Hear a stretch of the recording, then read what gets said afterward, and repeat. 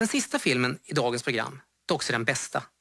Den heter Fyra, bröllop och en begravning och en engelsk komedi av absolut bästa märke. Oh, fuck! Love Actually, Notting Hill och inte minst Fyra, bröllop och en begravning är 3 av de mest framgångsrika brittiska filmerna någonsin. I think it was a phenomenal success and it really did kind of put Britain on the map when it comes to romantic comedies. 3 romantiska komedier som har mer än Hugh Grant gemensamt. Bakom den engelska vågen står samma bolag och samma upphovsmän. Det var en sån kristallklar formula som Richard Curtis och Working Title uppfann. The international success of Four Weddings, it still puzzles me. Finns det en formel för en perfekt romcom och hur ser den i så fall ut? Välkomna till Retro.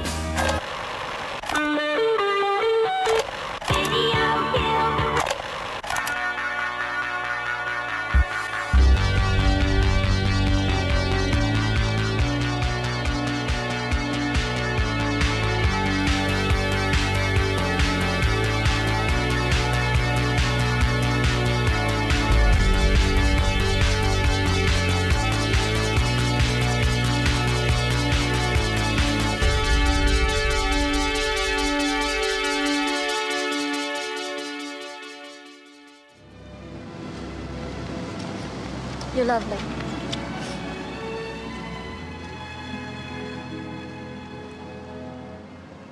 Med 4 bröllop och en begravning inleds en ny era för den romantiska komedin. Men den här gången är det England och inte USA som är världsledande.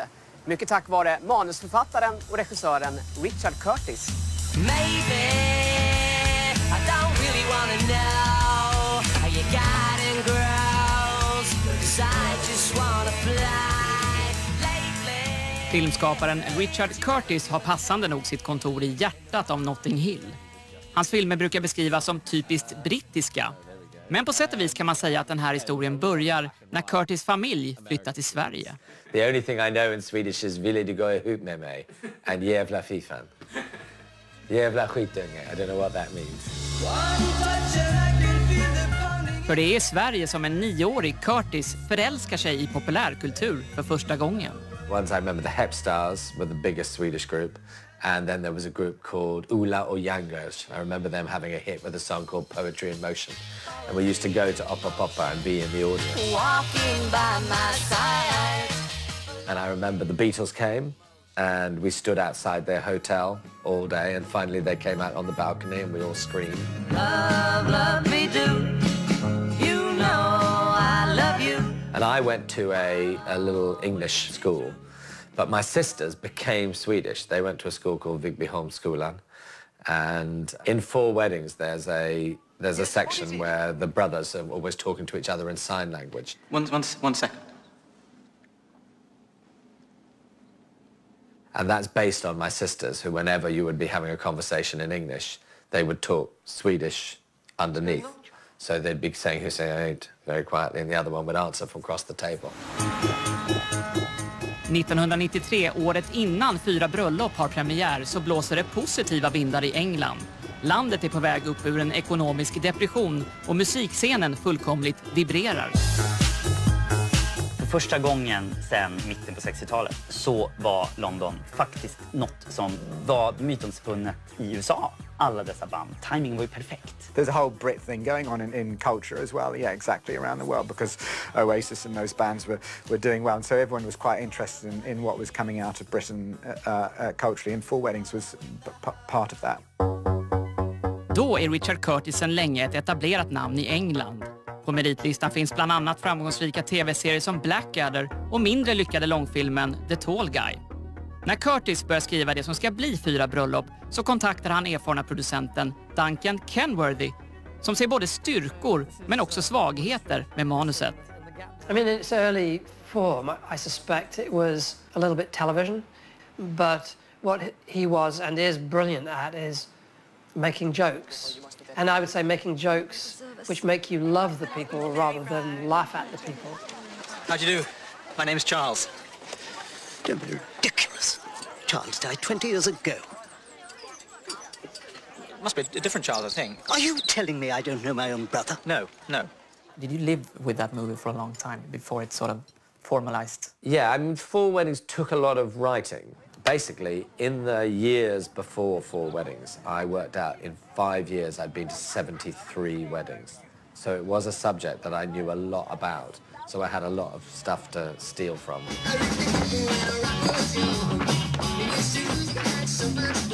A lot of comedy is about a formal situation that you mess up. And then the other thing about weddings, of course, is they are the ultimate romantic experience. And so if your romance isn't going well, then the contrast is very high. Do you think there really are people who can just go up and say, "Hi, babe, name's Charles, this is your lucky night"?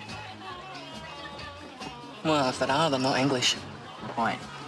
The thing is that Brits are known to be a bit rubbish when it comes to love and romance, and I think Richard Curtis kind of picks up on all of that and shows that we're just a bit rubbish. Like, you've got the French who are just sophisticated, and you've got the Americans who are just confident, but when the Brits, I think sometimes they have to have a bit of a drink to give them some courage.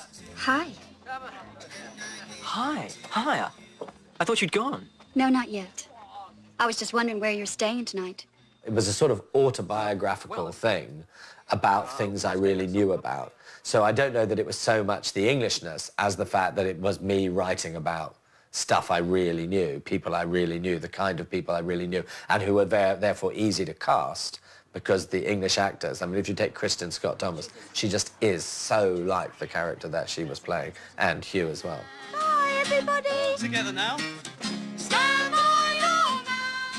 Men även om casten kan tyckas klockren så här i efterhand så hade man svårt att enas om ett namn när huvudrollen skulle besättas.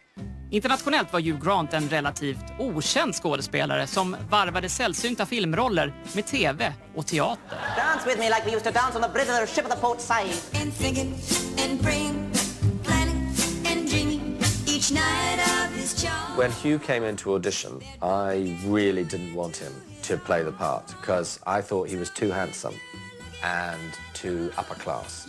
But I could tell that he was the first person to say the lines correctly. Yeah. Your whiskey, sir? Thank you. And one for the Road, lovely.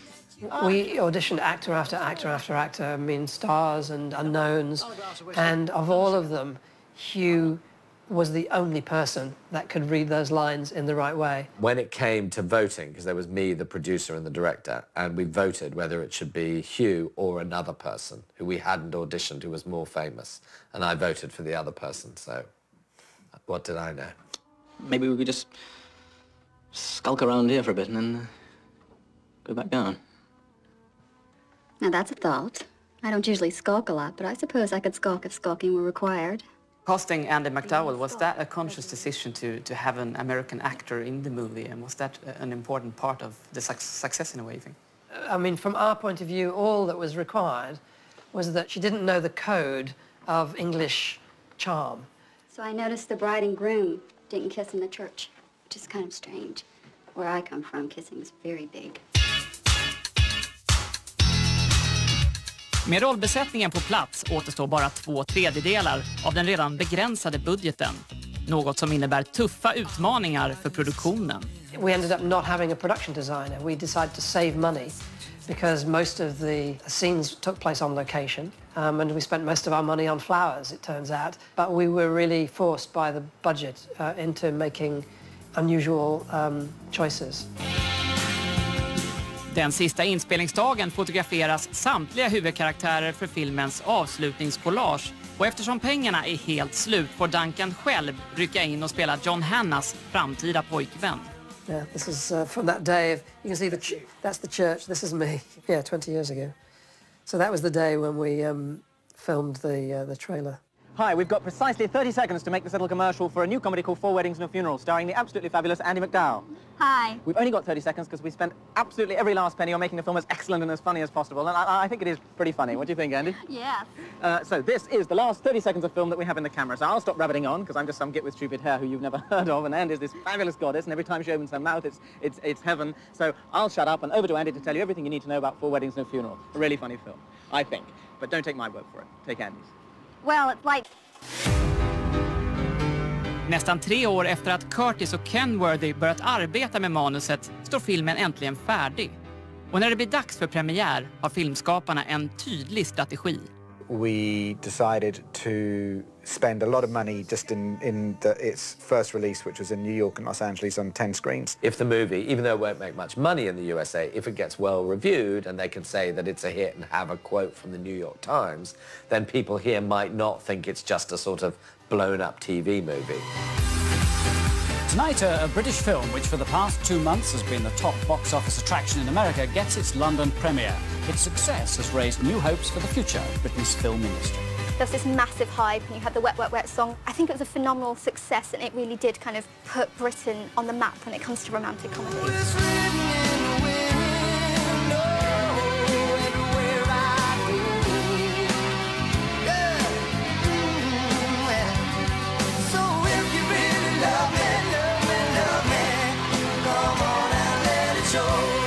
Planen fungerar. I Sverige, precis som i resten av världen, blir Fyra bröllop filmårets stora överraskning. Och Hugh Grant går från okänd till internationellt påpassad stjärna på bara några veckor.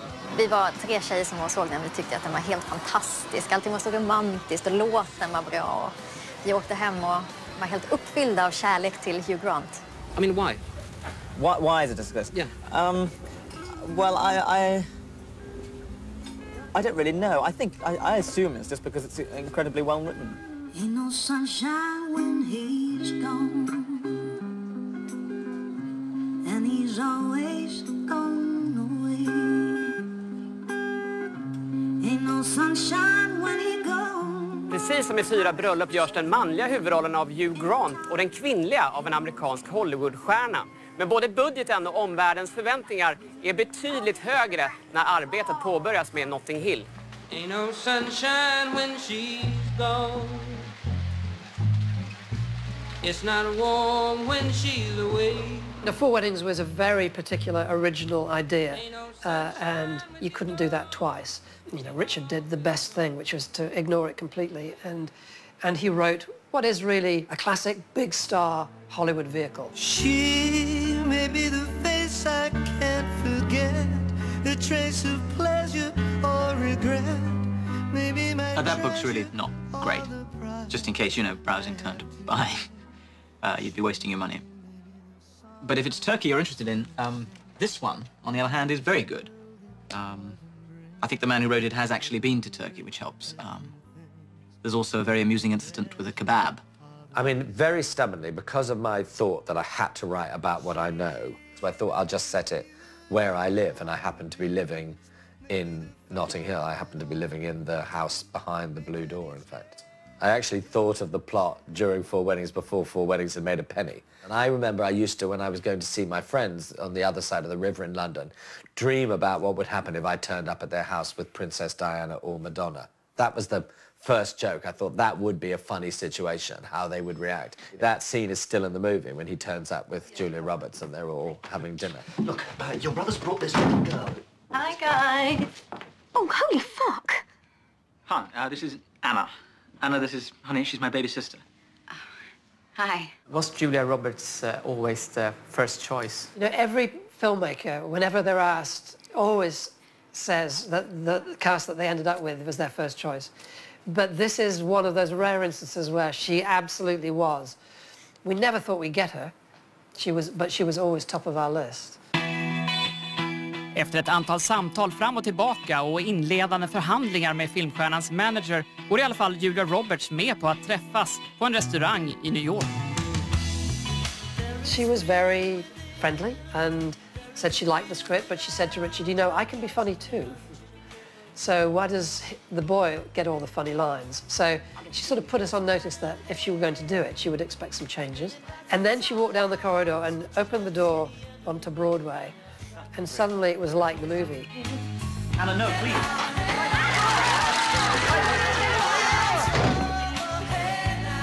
Thousands of people with a police barrier there waiting for her to come out. In an ideal world, would you really like not to have to deal with the press, just be able to get on with the acting? Yeah. So what makes you deal with the press? I don't have much of a choice. Shooting Notting Hill with these famous actors in a real environment in Notting Hill, What sort of challenges did that present to you? We had some complicated times. I mean, the worst day was when Hugh bumps into Julia and spills the orange juice over her. Oh, shit! Bugger! I'm so sorry. Which we were doing in the Portobello Road with 3,000 people. And the first time he bumped into her, I realised that orange juice does not stain a shirt. I'm confident that in 5 minutes we can have you spick and span and back on the street again. In the non-prostitute sense, obviously. And I said to the director, the whole movie doesn't work if she just gets wet. She's got to be orange. And he said, that's unrealistic. What do you want me to do? Put paint in the juice? And I said, yes, you have to put paint in the juice, because otherwise she'd just walk on as though she was wet. So we had a big argument in the middle of the street in front of 3,000 people. That was complicated. And it was complicated when we did the walk with all the seasons as well. We obviously closed off the street when we filmed those sections, but there is somebody who spots Hugh Grant in the scene. There are two women walking the opposite direction of Hugh. They look at Hugh, and one of them goes to, she's got a camera, she goes to take a, and her friend says, no, no, no, no. And I'm not quite sure how that happened, because they were all extras. And you didn't see that on the first screening that you had? No, listen, no, I've never seen it until now.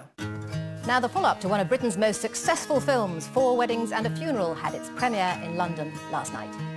1999 har Notting Hill världspremiär på Leicester Square i London, och filmen lyckas överträffa de högt ställda förväntningarna med råge.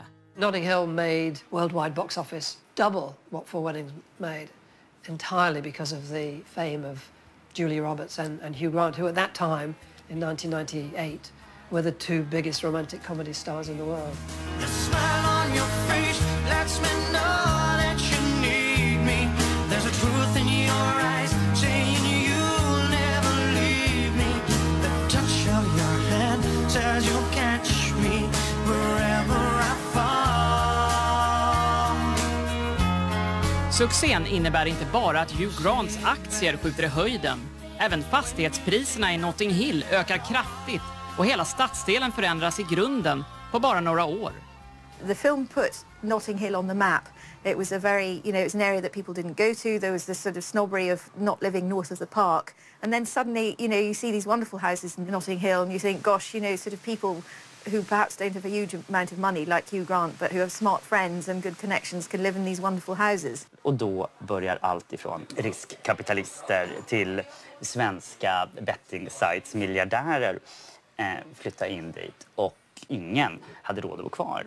I think it had a big impact on Notting Hill and on the change in the area, and sort of not wholly beneficial actually. Filmen gör också att turister från hela världen söker sig till Notting Hill för att leta upp hörnet där bokhandeln låg.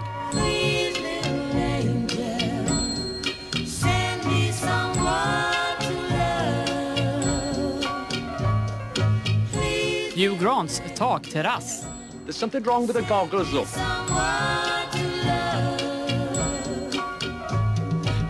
Eller trädgården med bänken. De här trädgårdarna är ju ett mishmash, har jag förstått. Han har ju gjort en best-of av de här 8 eller 9 trädgårdarna. Och den de hamnar i har plankat in efter den ganska klassiska Oopsie Daisy-scenen. Då är de hemma hos mig. Whoops the daisies. What did you say? Nothing. Yes, you did. No, I didn't. You said whoopsie daisies.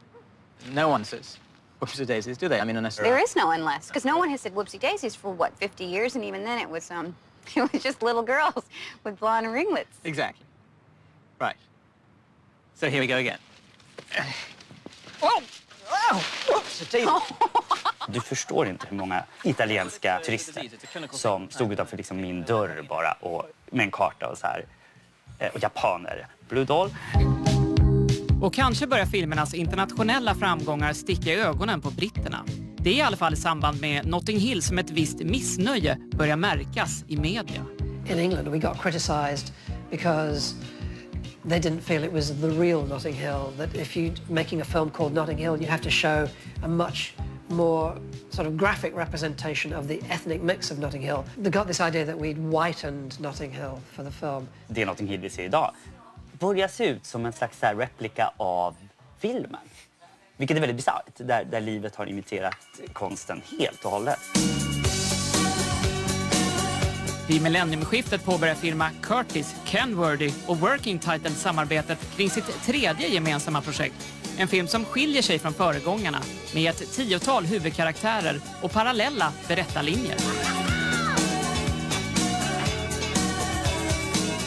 It was a very dangerous thing to do. I don't think anyone had ever made a movie with 10 little movies all in the same quite heightened style.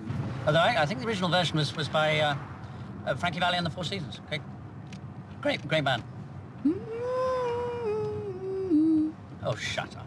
He got a lot of ideas for romantic comedies, but he realized it takes 3 to 5 years to make and release a film. And if he was going to make them all, you know, he'd be doing them when he was 90 years old. So why not put all of those stories into one film? Helt har man dock inte lämnat sin framgångsrika formel. Hugh Grant finns som vanligt med framför kameran. Den här gången i rollen som Englands premiärminister.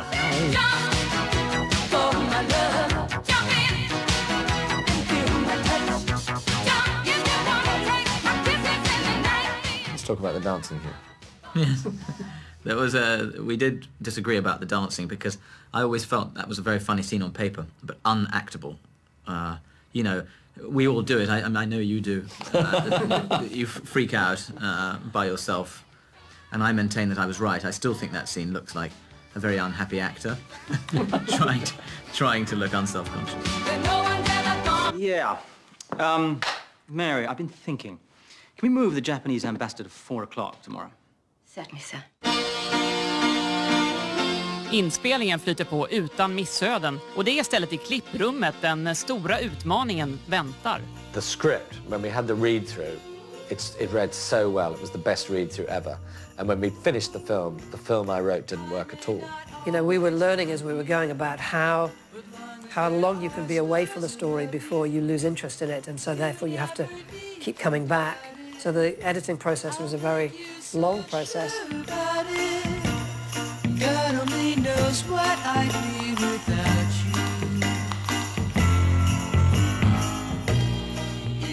you. När Love Actually väl står färdig så liknar den trots allt tidigare filmer en hel del. Curtis patenterade mix av romantik, allvar och humor genomsyrar precis som vanligt varje scen.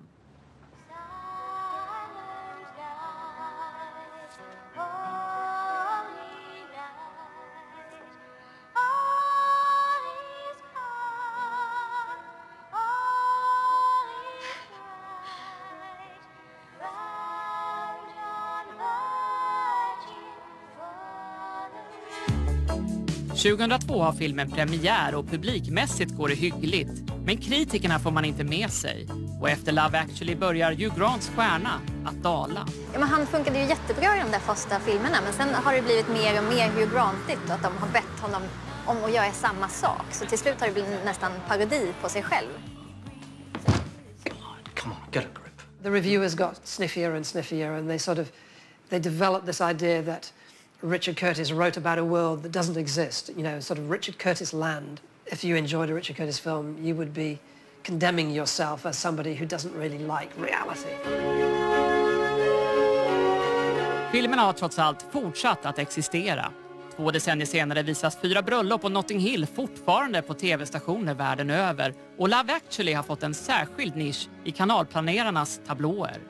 Love Actually may be the film that lasts, and it's not because it was any better or any that different to the other films, but it's because of the Christmas element, and so that there's a reason for playing that film every year. So that's it. I mean, they've all stayed alive. They've had a fantastic shelf life. I mean, that's the thing about those 3 movies. Everyone loves these films. They're classics. I don't know anybody who doesn't love them. Even guys, secretly, they do like them. They just don't want to say it's true, though. Jag vet inte hur bra jag tycker att de är, men jag tycker väldigt mycket om dem.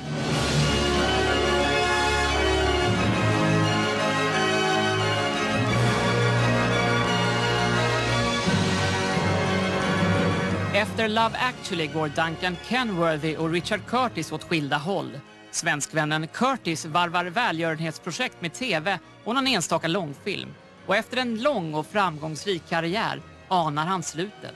At the moment, I'm intending to write just one more film, yeah. Well, I had an experience, and about time we were filming the sort of key film on the beach with my son and with Bill Nye.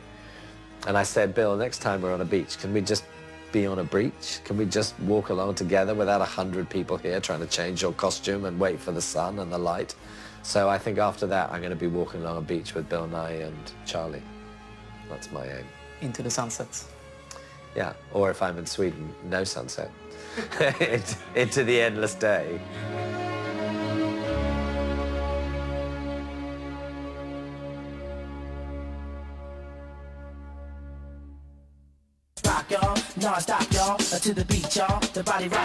I nästa avsnitt av Retro berättar vi historien om Moby, som med albumet Play gjorde det legitimt för dagens artister att förknippas med reklam. The record is dying. Why don't we license it to these movies and TV shows? Retro om reklamfilmsmusik alltså. Och åtminstone på den tiden så drack jag gärna en öl, så det var inga problem för mig att göra det liksom. Vi ses då.